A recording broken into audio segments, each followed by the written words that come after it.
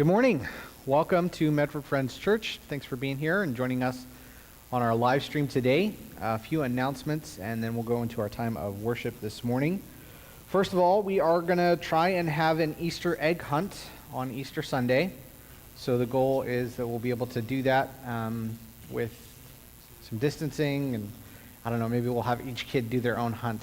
So Christian Ed's still trying to figure out what the process is going to look like, but our goal is to have that. So to help with that, we are asking for donations of individually wrapped candies. So you can get those at almost any store, it seems like. And we are collecting the candy through March 21st. So there's a space in our share train. If you want to come during the week, you can drop it off with Terry or I in the office, and we'll make sure that it gets to the people that it needs to get to. And then Friends Women Missionary Fellowship is collecting pop cans for the gospel mission to help their services with the homeless community. And again, there's a space in the share train to help with that. So if you're a soda drinker and don't want to take the time to turn those cans in, you can just bring them here and we'll do it for you. So I think that's all I've got today.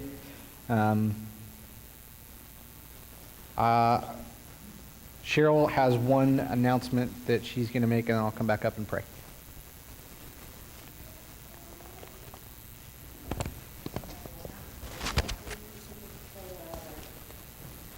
the end of today's chapter of Esther, we're going to see that God honors Esther's bravery and prayers and fasting of all the Jewish people by being faithful and rescuing them from annihilation. So in choosing the music for this morning, and after reading that chapter, I could just picture Esther and Mordecai and all of the Jewish people jumping up and down and proclaiming victory and praising their God.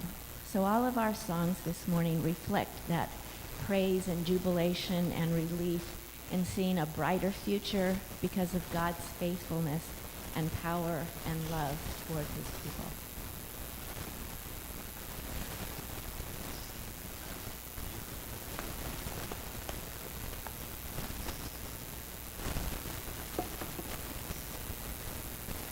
Would you pray with me?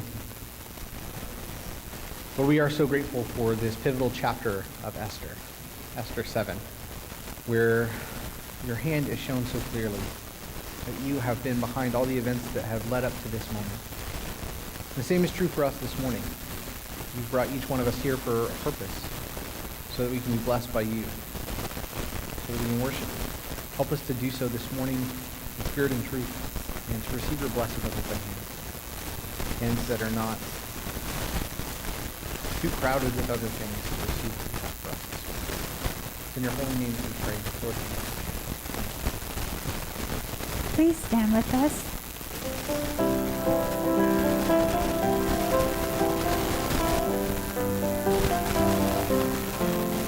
I will sing of the mercies of the Lord forever. I will sing. I will sing. I will sing of the mercies of the Lord forever. I will sing of the mercies of the Lord. With my mouth will I make known thy faithfulness, thy faithfulness. With my mouth will I make known thy faithfulness to all generations.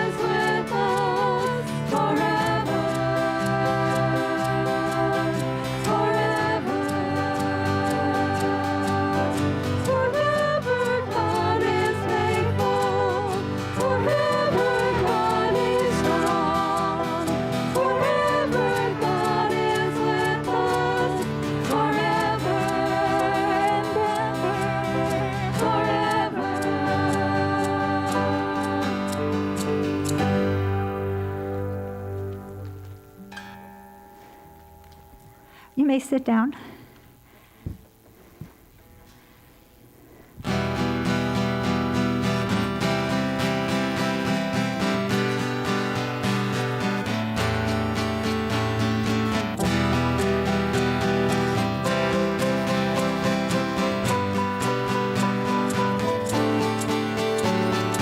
Water you turned into wine.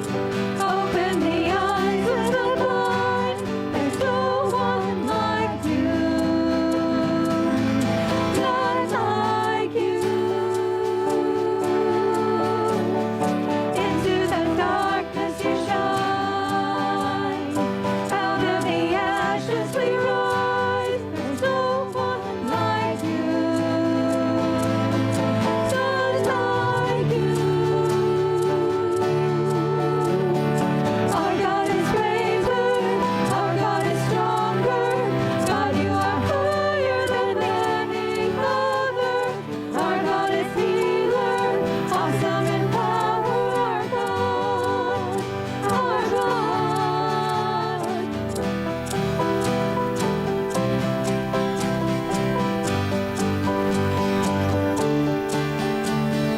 Into the darkness you shine. Out of the ashes we rise. There's no one like you. None like you. Our God is greater. Our God is stronger. God, you are higher than any other. Our God is healer, awesome in power. Our God, our God. Our God is greater. Our God is stronger. God, you are higher than any other.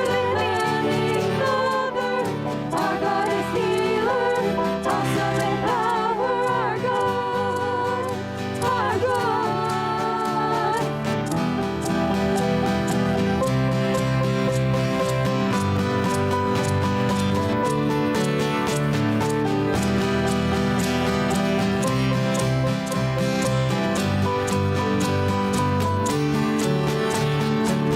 And if our God is for us, then who could ever stop us? And if our God is with us, then what could stand against? And if our God is for us, then who could ever stop us? And if our God is with us, then what could stand against?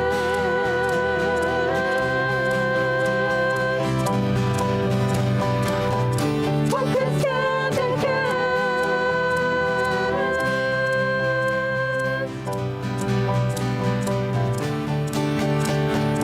Our God is greater, our God is stronger.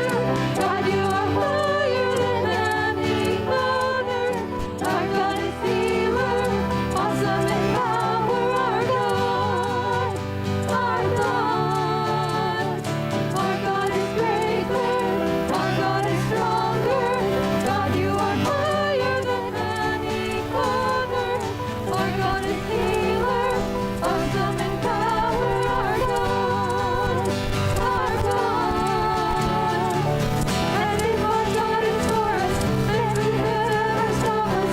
And if our God is with us, then what could stand against? And if our God is for us, then who could ever stop us? And if our God is with us, then what could stand against?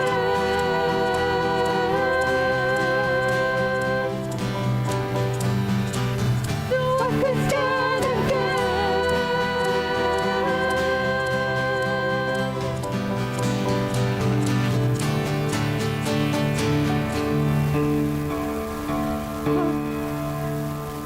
Our God is greater, our God is stronger. God, you are higher than any other. Our God is healer, awesome in power. Our God, our God.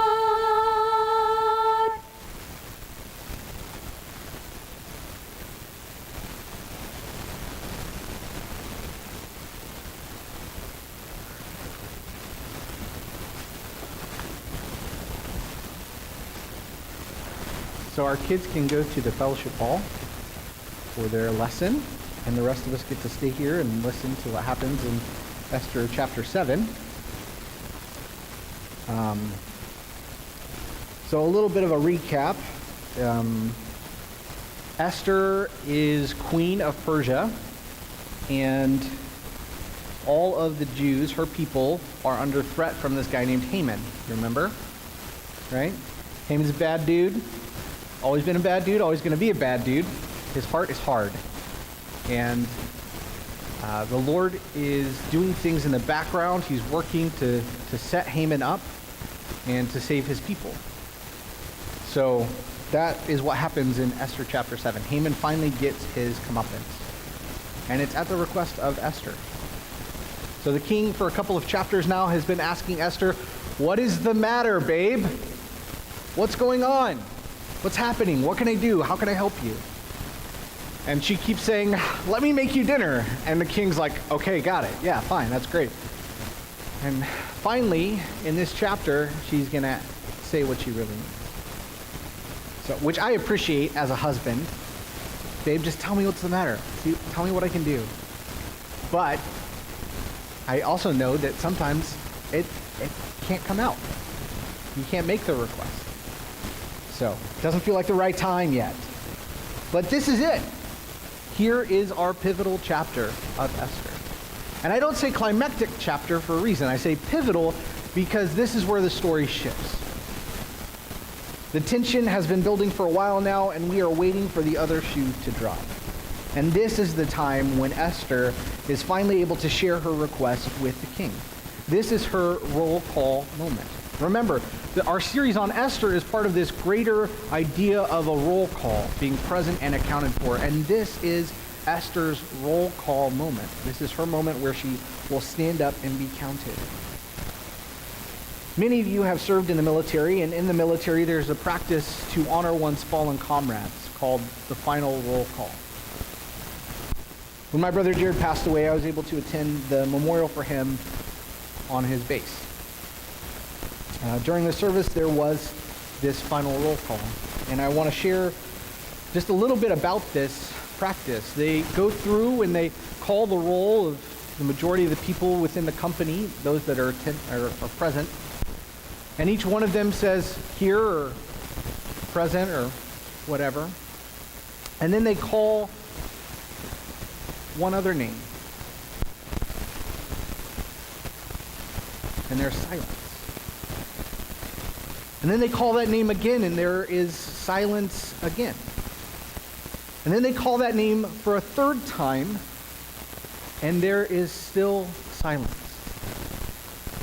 And it is at that moment that you hear a horn in the back, playing taps. The silence is deafening. It's heartbreaking. It's filled with loss and sorrow, the knowledge that there will not be an answer, that the one you love is lost to you for now. And it makes me wonder what God feels when he calls our name and we don't answer him. See, this is the moment for which Esther has come into her position. This is what we have all been waiting for from the first chapter of Esther. When we see a man in a lavish palace disregard his queen and send her away. This is when Haman gets his due. This is the reversal of fortunes. This is what God has been working for in this story of Esther. This was his plan all along. So without further ado, let us pray and read Esther chapter 7. Lord God, we thank you that you call our names, that you ask us to be present and accounted for. Help us to not be silent. Help us to listen this morning to the way that Esther responds to your call. Lord, help us to be as bold as she is, as brave, and as wise. In your holy name we pray. Amen. So Esther chapter 7, starting in verse 1 and going through the end, says this. So the king and Haman went into the feast with Esther, the queen. And on the second day, As they were drinking wine after the feast, the king again said to Esther, "What is your wish, Queen Esther? It shall be granted you. And what is your request? Even to the half of my kingdom it shall be fulfilled." Then Queen Esther answered, "If I have found favor in your sight, O king, and if it please the king, let my life be granted me for my wish, and my people for my request. For we have been sold, I and my people, to be destroyed, to be killed, and to be annihilated. If we had been sold merely as slaves, men and women, I would have been silent, for our affliction is not to be compared with the loss to the king." Then King Ahasuerus said to Queen Esther, "Who is he, and where is he, who has dared to do this?" And Esther said, "A foe and enemy, this wicked Haman." Then Haman was terrified before the king and queen. And the king arose in his wrath from the wine drinking and went into the palace garden. But Haman stayed to beg for his life from Queen Esther, for he saw that harm was determined against him by the king. And the king returned from the palace garden to the place where they were drinking wine, as Haman was falling on the couch where Esther was. And the king said, "Will he even assault the queen in my presence, in my own house?" As the word left the mouth of the king, they covered Haman's face. Then Harbona, one of the eunuchs and attendants on the king, said, "Moreover, the gallows that Haman has prepared for Mordecai, whose word saved the king, is standing at Haman's house, 50 cubits high." And the king said, "Hang him on that." So they hanged Haman on the gallows that he had prepared for Mordecai. Then the wrath of the king faded. Wow. So here is our second feast, second time that Esther has called the king and Haman in. Haman has been out all day walking before Mordecai and telling people, this is what happens to the one whom the king delights to honor. So he has just been humiliated all day by having to honor his enemy. And he returns home exhausted and down before being summoned by the king's messengers for this dinner. He goes wondering what could happen now that would be worse than having to honor his enemy all day. Little does he know that he is going from the frying pan into the fire. Esther finally answers the king's question, "What is your wish, Queen Esther? It shall be granted you. And what is your request? Even to the half of my kingdom, it shall be fulfilled." She cautiously answers this question, giving time for the king's anger to build at the situation and those that have caused it. She says, "If I have found favor in your sight, O king, if it please the king, let my life be granted me for my wish, and my people for my request." Esther here uses the same language as the king to form her wish and request. This would most likely come as a shock to the king. Who would dare threaten my wife?